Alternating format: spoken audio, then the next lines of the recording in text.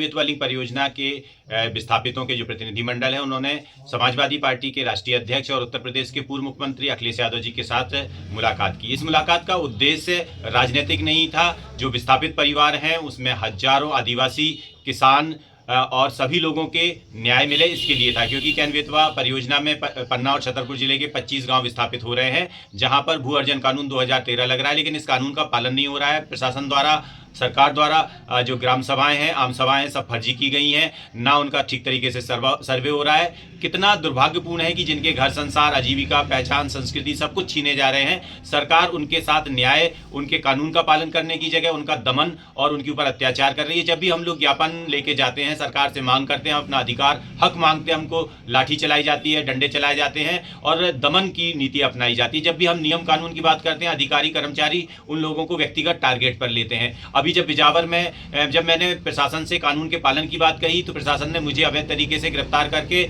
Jail भेज दिया और 151 जैसी धारा में मुझे 4 दिन जेल में रखा। पहले बिजावर में, फिर बिजावर से 100 किलोमीटर दूर लवकुश नगर में। इससे जनता, क्योंकि ये मेरी गिरफ्तारी पहली बार नहीं थी, कई बार मुझे गिरफ्तार किया जा चुका है, इससे जनता में गहरा आक्रोश था। जनता भड़क गई और जनता ने तहसील का घेराव, स्वाभाविक रूप से जैसे पता लगा तहसील का घेराव, तहसील के पास इकट्ठे होने लगे और तहसील का घेराव का रूप उन्होंने ले लिया।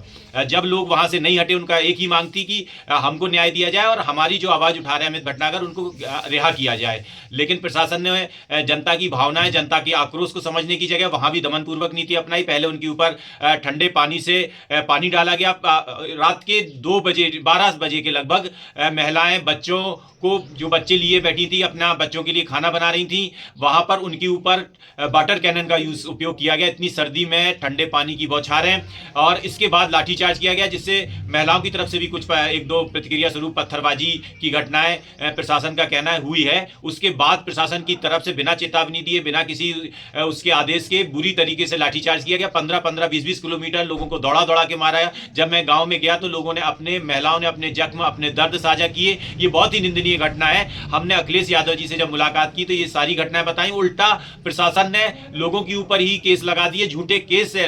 प्रशासन लोगों की आवाज, लोगों के आक्रोश को समझने की जगह, कानून का पालन करने की जगह अपनी मनमानी चला रहा है। ये सारी बात हमने अखिलेश यादव जी के सामने रखी। वैसे अभी प्रशासन वहां सर्वे करा रहा है, सकारात्मक रुख की बात कह रहा है, लेकिन जो लोगों के ऊपर लाठीचार्ज हुई है, ना उनकी एमएलसी कराई गई, ना उनकी जो भी उनके जख्म है, उनके जो दर्द है, उनकी जो पीड़ा है, उसको सहानुभूति पूर्वक नहीं सुना जा रहा है। ये सारी बातें हमने अखिलेश यादव जी से भी उस प्रतिनिधिमंडल के तहत की। हमने ये स्पष्ट किया कि ये यात्रा हमारी राजनीतिक नहीं है, ये यात्रा हमारी उन विस्थापितों के न्याय के लिए, उनको हक अधिकार मिले उसके लिए है।